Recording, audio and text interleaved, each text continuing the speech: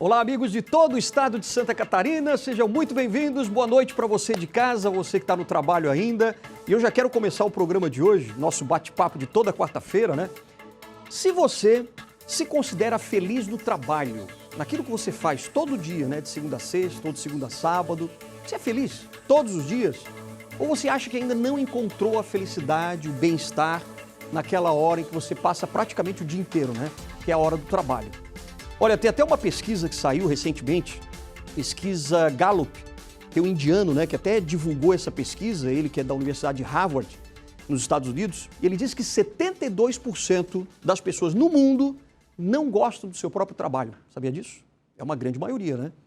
Então a gente vai tentar esclarecer um pouquinho para você o que é essa felicidade, como é que você pode encontrar a paixão no seu trabalho, como que você pode se livrar daquele sextou, né? Porque, poxa, você só é feliz na sexta-feira? Não pode, né? Você tem que ser feliz de segunda a sexta, ou de segunda a segunda. Então a gente vai conversar agora com um especialista em felicidade no trabalho. Ele que está direto de Salvador, na Bahia, é o Lucas Freire, psicólogo, palestrante. Tudo bem, Lucas? Como é que você está? Boa noite. Boa noite, é um prazer estar aqui para a gente falar de um tema tão importante, É um tema verdade. tão atual, né? Com certeza, com certeza. Obrigado aí pela tua participação. Como é que tá em Salvador, hein? O pessoal aí é feliz ou não? No Bom, trabalho? eu acho que aqui a gente tem uma claridade, nós Ah, somos uma região solar e a gente consegue nutrir resiliência, mas eu acho que esse dado é transversal, esse dado de infelicidade no trabalho é coletivo, né? Está em todos os lugares. Apesar da gente ter essa luminosidade baiana, a aham. luz de Salvador é muito forte, a gente tem sim pessoas infelizes também por aqui. Eu imagino, imagino. Bom, então nessa conexão que a gente estabeleceu, né, entre Florianópolis, Santa Catarina e Salvador, na Bahia, vamos te perguntar o seguinte. Primeira coisa, antes de a gente falar como que a gente pode encontrar, né, esse caminho da felicidade, do bem-estar no trabalho, eu queria saber de você o que é para você, né, qual é a definição que você dá para felicidade. O que é, afinal de contas? Maravilha, Alexandre. Primeiro que é um prazer imenso porque aqui somos duas cidades solares, né? Verdade. Floripa e Salvador. Mas essa é uma pergunta muito complexa, porque Hum, felicidade é um tema abstrato. A melhor definição que a gente pode fazer não é felicidade no trabalho, é bem-estar no trabalho. Eu uhum, costumo lembrar que felicidade é jornada. Se a gente construir aí, for um olhar histórico de debates e compreensões sobre felicidade, a gente vai ver desde filósofos antigos até muitos pesquisadores atuais estudando esse tema. Hoje em dia uhum, existe já uma quantidade bem grande de pesquisas num campo mais atual da psicologia, chamado psicologia positiva, que tem como pano de fundo estudar e fomentar pesquisas que gerem esse bem-estar para a vida, que muitas vezes a gente chama de felicidade, mas felicidade é o que é para cada um. Eu costumo dizer que eu tenho um filho pequeno aqui, Alexandre, que às vezes a felicidade está na caixa e não no brinquedo, sabe? Ah, Ela é é verdade.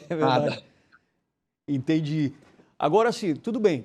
A gente sabe que a gente precisa ter esse bem-estar, né? Durante a semana toda, não só na sexta-feira e não só no sábado. Mas, por exemplo, a gente sabe também que existem vários fatores que podem também levar a pessoa, né, o trabalhador, a adoecer também. O estresse. Às vezes você não gostando daquele teu ambiente de trabalho pode te causar sérios problemas, né? Me conta um pouquinho disso. Perfeito. A primeira coisa que a gente tem que ter consciência é de que, historicamente, nós adotamos muitos modelos e formas de trabalhar que geravam sofrimento ou que muitas vezes eram através do sofrimento que a gente trabalhava. Então, a Uhum. gente tem aí, historicamente, modelos gerenciais baseados no medo, aquela gestão coercitiva que diminui a autoestima, que coloca os indivíduos numa posição de pouca autonomia, de não entender e dominar o próprio trabalho. Isso tudo foram temperos fundamentais para a gente ver esse dado de infelicidade no trabalho. A gente tem Uhum. também um outro fator muito importante, que é o manejo do estresse. A gente tem aquele estresse agudo que nos ajuda a ter performance, mas muitas vezes a gente ultrapassa a linha para o estresse crônico adoecedor.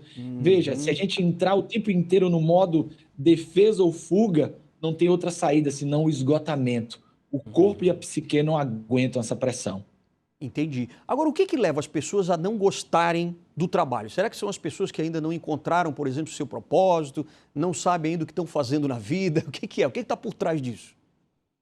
Bom, de um lado a gente tem essa questão de pessoas que ou não tiveram a oportunidade da escolha, porque isso também acontece no Brasil, nós vivemos um país com um abismo social muito grande e muitas pessoas não têm a oportunidade de fazer escolhas e aí vão colocar os seus talentos de escanteio. Aí a gente Uhum. vai ver essa questão do sentido, do significado.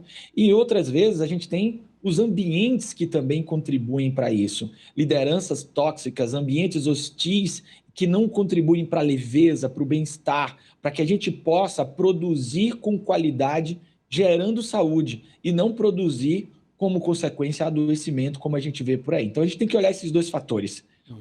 O aprofundamento no autoconhecimento do indivíduo e também a gente fazer esse combinado coletivo nas organizações para um redesenho, para modelos que ajudem a gente a produzir com felicidade e bem-estar. Então, você trabalha com isso já há praticamente 20 anos, né? Queria saber, Sim. por exemplo, quando você está lá no consultório, você como psicólogo, né? Você está lá Uhum. recebendo as pessoas e tal, e como é que são as queixas, por exemplo? Ah, porque a pessoa às vezes não gosta ou da própria profissão ou do ambiente de trabalho, que são duas coisas, né? Que uma pode Sim. influenciar a outra. Como é que é, assim, no dia a dia, aquilo que você mais acaba atendendo?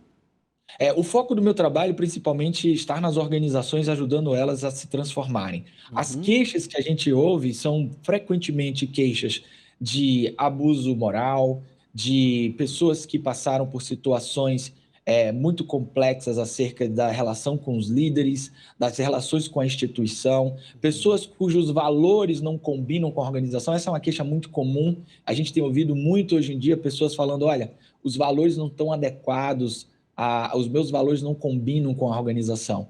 Isso porque o mundo corporativo hoje vive um momento também muito complexo, porque ele está cada vez mais adotando, se posicionando em determinadas situações e podem se colocar muitas vezes situações de contradição. Olha, o que a gente coloca na publicidade não é o que é praticado internamente.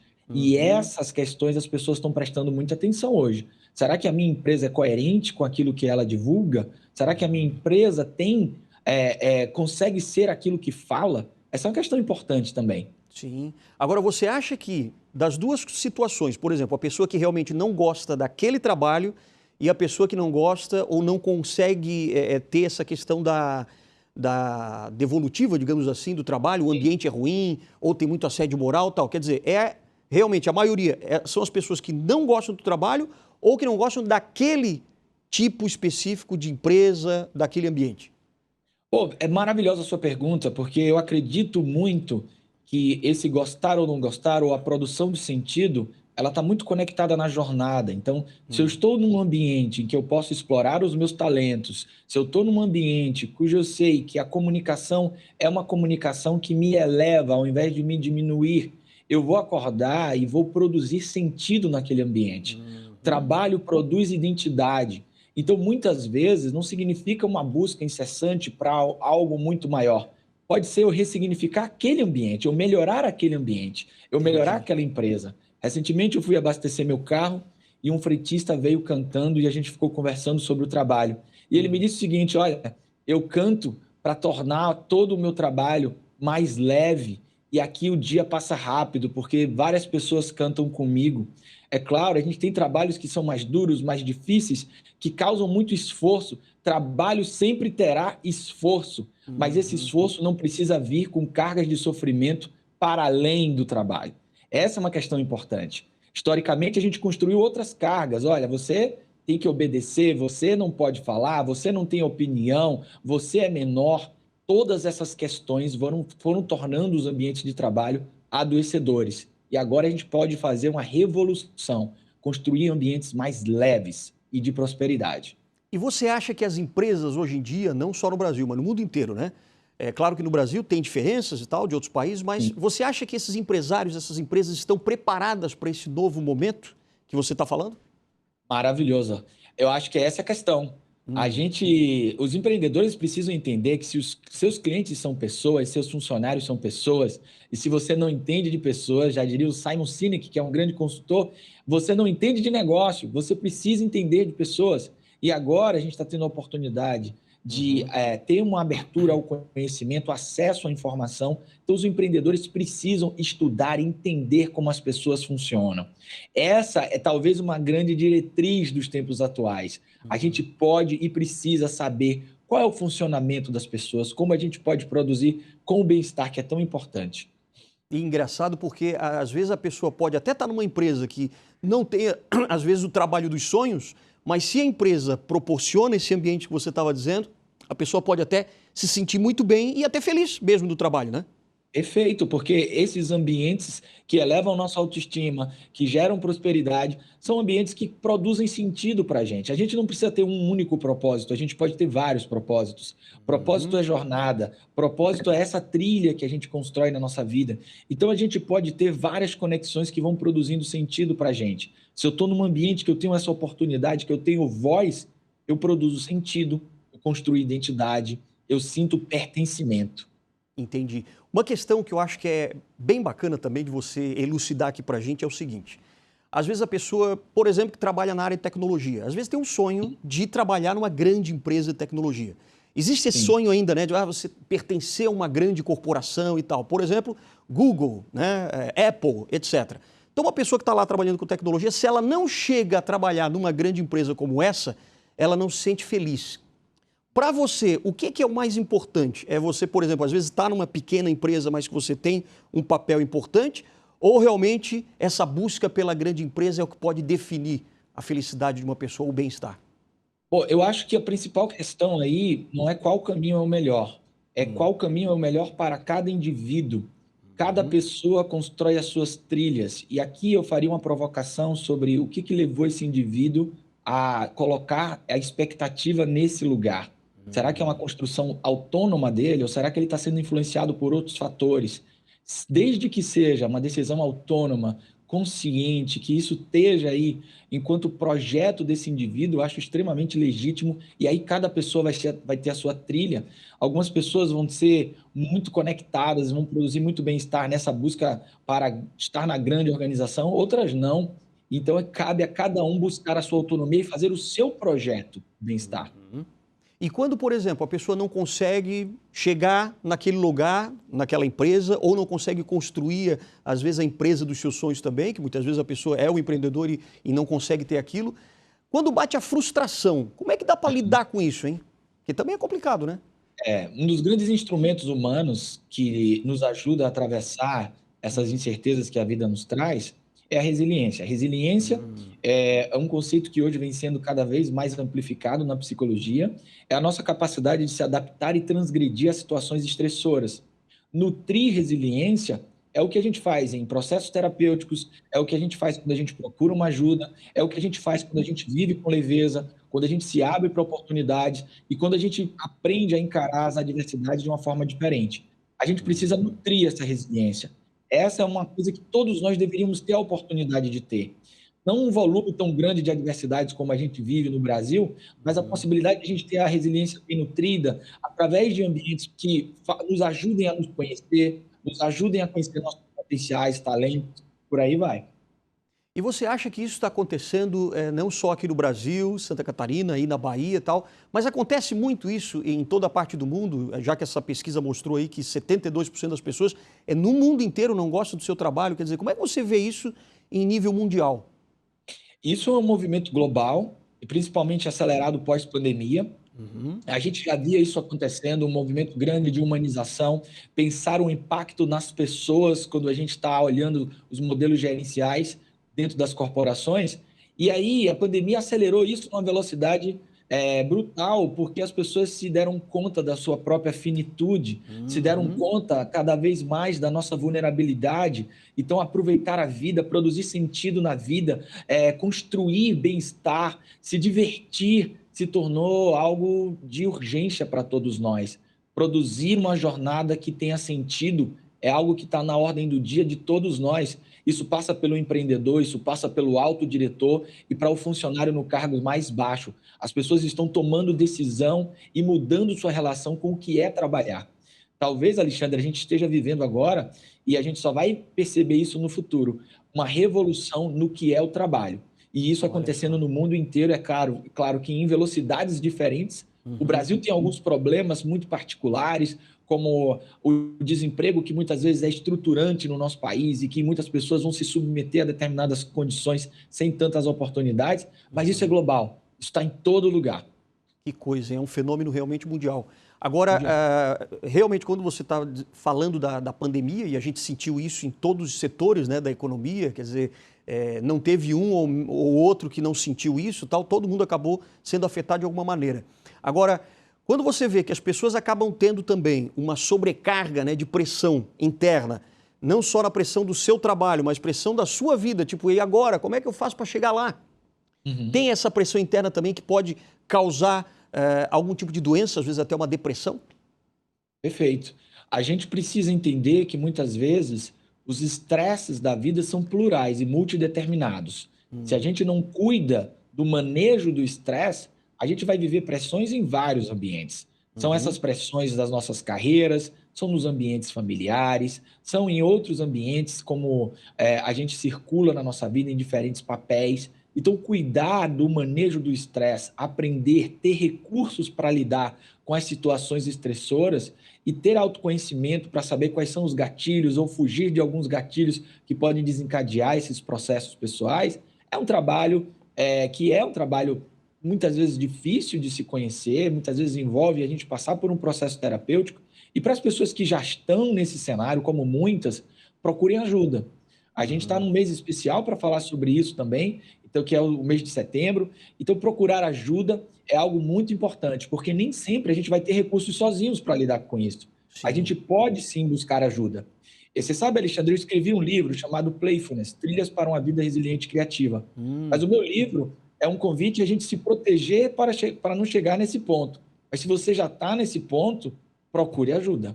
Que é justamente isso que a gente está vendo aqui do lado, né, da tela, né? Playfulness. Entendi. Playfulness. O meu convite, Alexandre, é que a gente abrace a leveza da vida através das diversas formas do brincar. A palavra play é explorar a vida. Pode ser brincar, tocar, jogar. São diferentes caminhos para isso. As crianças já têm isso no seu DNA. Elas já sabem lidar com as incertezas da vida, explorando possibilidades. A gente precisa se reconectar com essa infância. Eu recebo várias pessoas me dizendo que quando a pandemia estourou, que elas se viram nesse processo de vulnerabilidade, elas voltaram para a sua essência. Vou voltar a tocar, vou voltar a dançar, vou voltar a explorar o que a vida pode me dar de talentos e habilidades. Essa é uma trilha possível para a gente nutrir resiliência. Porque essas pessoas acabaram vendo que não tinham mais tempo a perder, né? Tem um pouco dessa consciência. E isso que você está dizendo tem muito a ver também com o autoconhecimento, né? Eu acho que isso, quando você faz uma terapia, no caso com você, com um psicólogo, tal, um terapeuta, o autoconhecimento ajuda também você a tentar levar a vida de uma forma mais leve? Eu acho que agora a gente está vivendo um paradigma importante. Não teremos um futuro psicologicamente saudável se a gente não investir em autoconhecimento. Autoconhecimento está aí para todos. Busque a sua trilha, a sua forma, qual caminho faz sentido para você. Agora não deixe de fazer, porque agora a gente tem cada vez mais a noção clara do quanto o adoecimento mental nos paralisa. A gente está vendo aí grandes artistas parando suas carreiras para cuidar da saúde mental, grandes atletas, nós vimos na Olimpíada, muita gente atribui isso a uma mudança geracional, não tem nada a ver com a geração, o que tem a ver é que agora nós podemos falar, agora nós podemos olhar de frente. No passado, as pessoas sofriam em silêncio. Muitas vezes as pessoas sofriam, a gente não tinha nem os dados, a gente não tinha as métricas. Hoje a gente sabe, pesquisas como essa que você relatou não existiam no passado. Agora a gente sabe que ambientes corporativos podem ser altamente adoecedores. A gente tem causalidade, a gente sabe que algumas causas geram efeitos. E muitas vezes existem alguns espaços, algumas profissões que não tem muita voz ou não tem muita percepção disso. Agora a gente já começa a ter. Sem dúvida. Aliás, então agora, Lucas, eu gostaria que você, na prática, você desse alguns caminhos para a gente entender como que a gente realmente pode encontrar esse bem-estar, essa felicidade no trabalho, não só no trabalho também, mas em casa, mas o nosso assunto aqui hoje é trabalho, né? Maravilha. Mas você vai falar isso daqui a pouquinho, depois do intervalo, quando a gente voltar aqui com Lucas Freire, especialista em felicidade, bem-estar no trabalho. A gente volta rapidinho.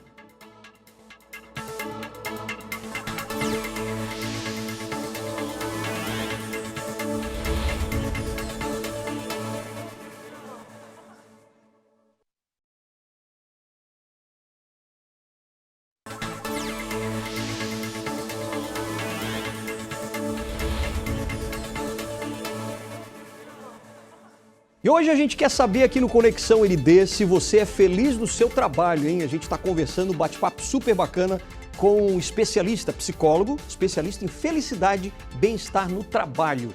Lucas Freire, que está direto aqui falando com a gente de Salvador, na Bahia, terra boa, né?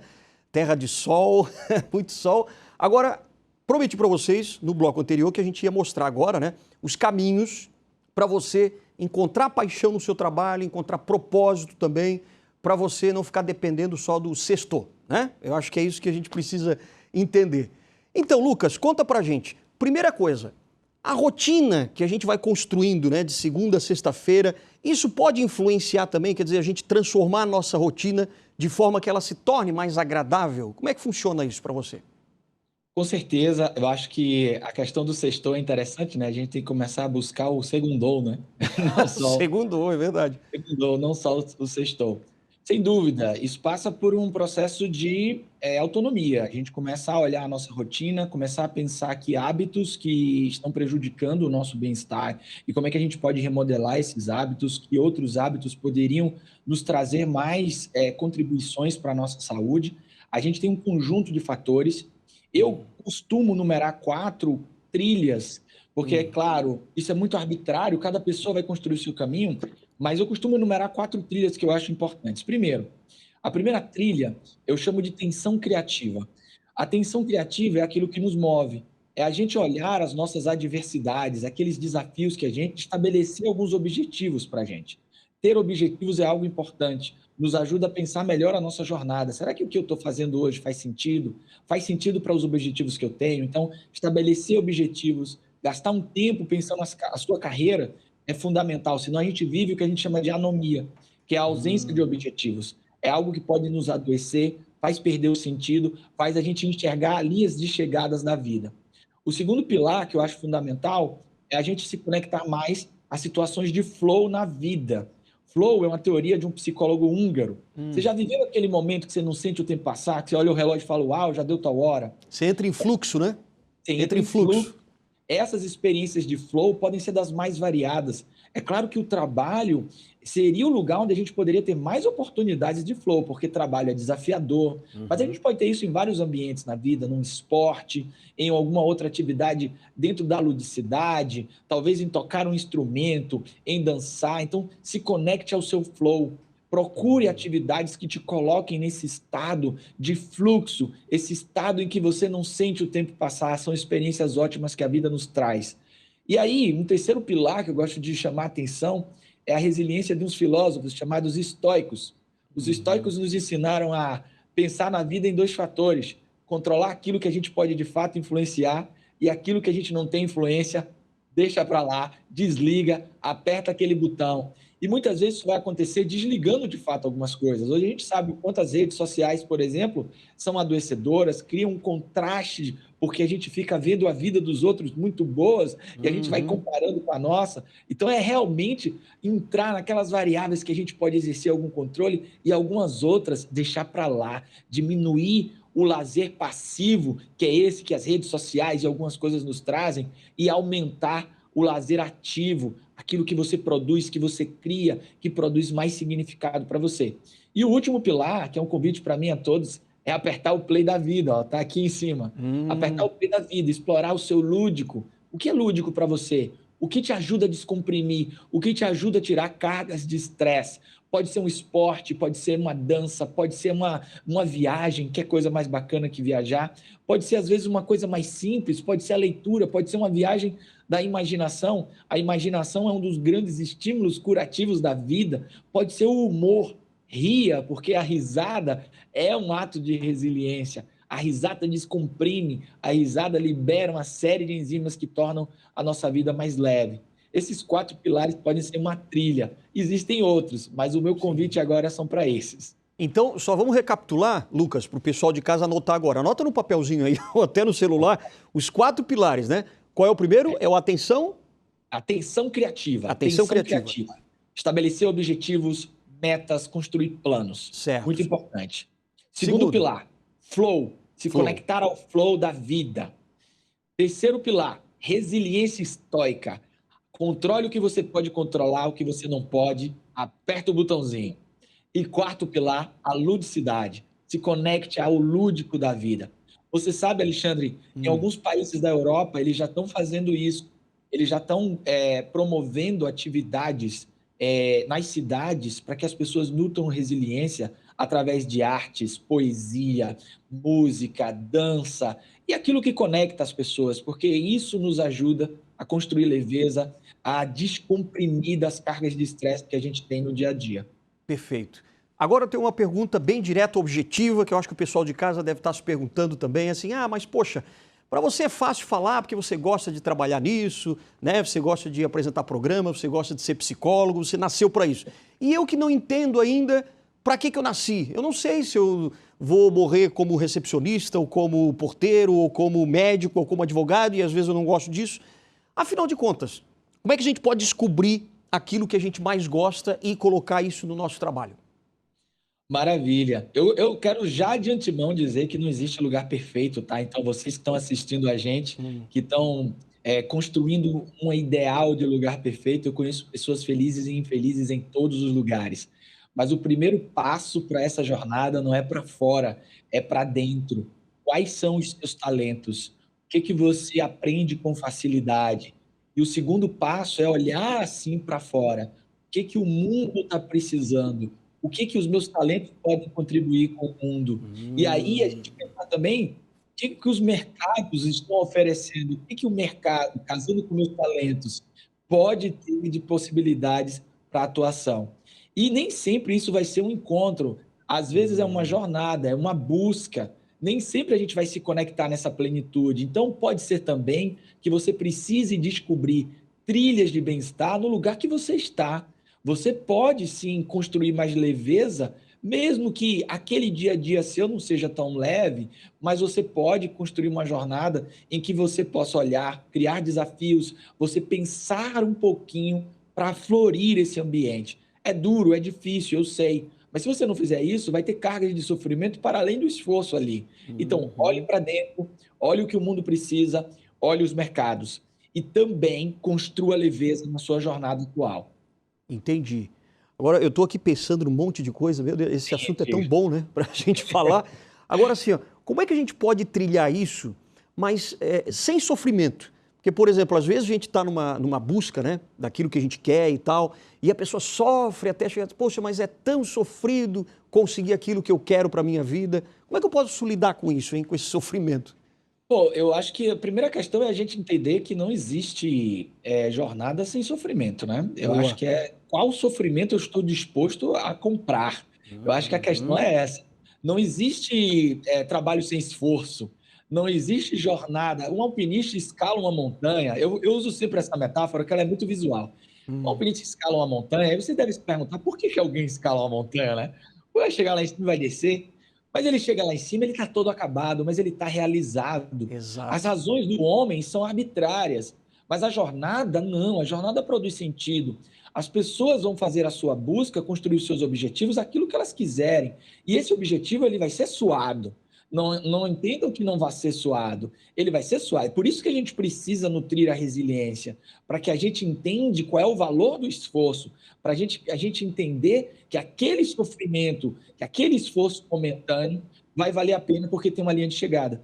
Na Olimpíada da Califórnia, nos anos 80, tem uma passagem icônica de uma atleta que chegou em 37ª, e quem aí vai revelar a sua idade, quem lembrar disso aí, é uma atleta que ela chega toda parecendo que ela está sofrendo pra caramba, ela chega assim com o corpo encurvado, com a carga de sofrimento incrível, e aquele foi um ato de protagonismo que virou histórico, as pessoas lembram dessa história. Protagonismo é enfrentamento, não é uma trilha só de flores, não, é enfrentamento. Vamos ter desafios, muitas vezes, para eu chegar onde eu quero, eu vou ter que estudar altas horas, eu vou ter que passar muitas vezes por experiências que às vezes são duras, difíceis. Isso faz parte da jornada de todos. A pergunta é, faz sentido? Vale a pena? Essa é a questão. Qual cargas de sofrimento eu vou escolher? Qual cargas de sofrimento vão produzir sentido para mim? Escalar essa montanha agora vai exigir muito esforço.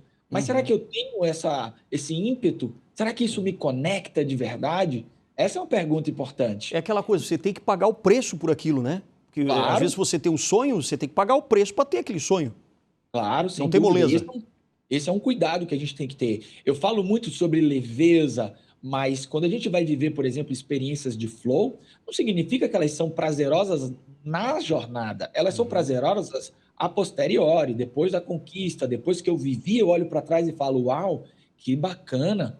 Quem sabe disso muito bem são os atletas. Floripa, que é uma cidade cheia de Verdade. atletas, tem aí o Ironman, tanta coisa bacana. Imagina lá o Ironman sem treinar. Quantas cargas de sofrimento um atleta daquele tem, né? E Exato. muita gente está lá cuja meta é só completar, não é nem chegar no patamar dos campeões. Eu quero só Uhum. completar porque esse é um desafio pessoal. E é muito sofrido, né? Completar um Ironman, eu imagino. Eu imagino, é verdade.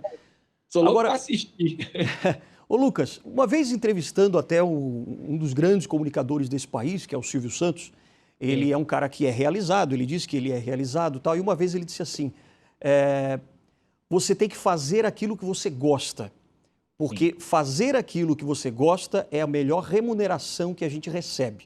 Isso é uma frase que ficou sempre na minha cabeça. Agora, tem outras pessoas, outros especialistas também, que dizem o seguinte, às vezes é melhor você gostar daquilo que faz do que fazer apenas aquilo que você gosta. O que você pensa dessas duas frases? Eu penso que, normalmente, quando a gente vê histórias de sucesso como a de Silvio Santos, faz muito sentido, né? Mas se a gente for olhar carreiras, vou voltar na metáfora da montanha. O pico da montanha, recentemente, teve um grande problema no Everest, que Uhum. foi um engarrafamento de alpinistas, né? Eu não vou dizer para as pessoas que isso não ocorre. O mercado, ele é limitado, então o pico da montanha cabe em poucas pessoas. Fazer o que você gosta, sem dúvida, é a melhor trilha, mas ela nem sempre vai te levar ao pico da montanha. Então, eventualmente, esse é um jogo duplo. Essa é a complexidade da vida. Eventualmente, eu tenho que gostar do que eu faço para produzir leveza, mas não nos tira o direito de fazer o que gostamos e buscar fazer o que gostamos. Então, eu tenho que ter o direito, o autoconhecimento necessário para buscar fazer o que eu gosto, consciente de que, eventualmente, eu tenho que gostar do que eu faço para ter leveza, mas não perder os meus objetivos. Infelizmente, a gente tem no mundo do trabalho que lidar com mercados, e mercados têm fronteiras, limites, possibilidades. Sim. Eu posso ser, de repente, um grande artista, mas a minha arte, nessa época atual, pode não ser algo mercadologicamente viável, ou nem necessariamente fazer o que eu gosto vai me levar para lá. Mas, sem dúvida, essa busca é um direito de todos. Todos podemos ter a possibilidade e o direito de se conectar com aquilo que a gente gosta. E fazer aquilo, se conectar com aquilo que a gente gosta, tem muito a ver com o nosso propósito de vida, né? Como é que a gente Sim. descobre o nosso propósito de vida, na sua opinião? Olha, eu acho, a minha visão sobre propósito de vida, ela está centrada na jornada. Hum. Existem, se eu faço o que eu gosto, como você comentou, se eu exploro os meus talentos e eu tenho versatilidade, flexibilidade para circular entre esses talentos, eu vou produzir o que a gente chama de propósito intrínseco. Eu não Hum. vou pensar tanto num propósito. Vamos imaginar uma viagem de trem. A gente tem no propósito, muitas vezes, a estação de chegada, mas muitas vezes o propósito está em abrir a janela e olhar a paisagem, em curtir a jornada, em Uhum. aproveitar, construir contribuição para o mundo no caminhar. Então, parte sim de uma jornada de autoconhecimento, mas principalmente, e uma coisa que muitas pessoas esquecem, é de viver o agora. Tem um filme da Disney que mostra muito isso. É o filme Soul, que mostra um Nossa, fantástico esse professor filme. de piano, Uhum. que ele almeja, o grande sonho dele, na cabeça dele, o propósito era tocar numa grande banda de jazz. E ele para de viver o presente, ele esquece de viver o quanto o dia a dia dele estava sendo incrível. Então, muitas vezes, Alexandre, a gente tem que abrir a janela do trem e olhar a paisagem, e como diria no filme Soul, easear com a vida, aproveitar o flow, aproveitar o fluxo. Tem uma alminha no filme que ela fala, eu estou boa em respirar, porque às vezes essa cobrança de fazer o que a gente gosta coloca sobre os ombros da pessoa uma hiperresponsabilidade. Uhum. Bom, olhe um pouquinho sobre sua rotina, aproveite o dia, viva mais o agora, também produz propósito. Que bacana. Então quer dizer que a felicidade ela não é um destino, né? Ela é justamente essa trajetória, esse percurso, né? Exatamente, exatamente. E ela é ambígua, complexa, ela não é definível, ela é jornada. Entendi. Para você, Lucas, agora uma pergunta bem assim profunda. O que é o sentido da vida para você, hein? Uau! Vamos olhar para cima agora, porque realmente...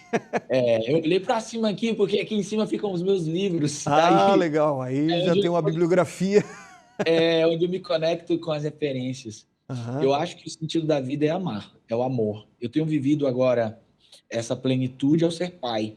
Opa. Então, é algo que produz sentido, é algo que produz conexão, é algo que produz propósito, por isso que eu acredito que a gente tem vários. E o amor, quando eu falo, é um amor abundante, é o amor ao fazer, é o amor ao viver, é o amor à vida, é o amor aos outros. E esse amor é a exploração da vida. O sentido da vida, para mim, é explorar, é conhecer, é o amor ao conhecimento, é o amor às pessoas, é o amor às possibilidades. Essa é a minha filosofia de vida, é o amor ao play. É esse play da vida. Que bacana, que bacana. Então quer dizer que a gente tem que explorar mais, não se preocupar tanto com o destino final, né? Mas justamente com esse percurso, com essa jornada que cada um de nós tem, né? Exatamente. Que legal. Olha, Lucas, quero te agradecer muito. A gente ficaria aqui horas conversando com o Lucas, né? E uma mensagem final, Lucas, para o telespectador agora, um livro, uma indicação de um livro, de um filme, você já falou do Soul, né? O que você indicaria para as pessoas procurarem para encontrar essa felicidade? Primeiro eu quero deixar uma frase para as pessoas que estão assistindo isso. A vida e o mundo não vão perecer por falta de maravilhas. A vida e o mundo vão perecer por falta de quem se maravilhe. Às vezes nos falta olhar para o lado, olhar para aquilo que está à nossa volta, apertar o play e explorar as possibilidades de algo incrível que nós temos na mão, que é viver. Sem dúvida, será duro, cheia de adversidades, cheia de dificuldades, mas que seja plena, que seja desafiadora, que faça sentido, que tenha graça para vocês. E uma dica de livro, não podia deixar de dar, é o meu livro, né? Claro. O Playfulness, Trilhas para uma Vida Resiliente e Criativa. Vocês podem encontrar, inclusive encontrei aí na livraria em Floripa. Opa. Vocês podem encontrar aí, podem encontrar nas livrarias digitais. Esse é um livro que eu produzi com muito carinho para ajudar as pessoas a amplificar a consciência dessas oportunidades que a vida nos traz e que às vezes a gente está ocupado demais, sem tempo para viver o agora. Perfeito. Apertar o play é isso. Legal. Lucas Freire, psicólogo, especialista em felicidade e bem-estar no trabalho. Muito obrigado. Ótima semana aí para você e até a próxima, hein? Obrigado. Obrigado, Alexandre. Até a próxima. Tchau, tchau. Valeu. Até a próxima também. Semana que vem a gente está de volta aqui na quarta-feira, mas amanhã ainda tem mais Conexão ND aqui na sua programação. Tchau, tchau.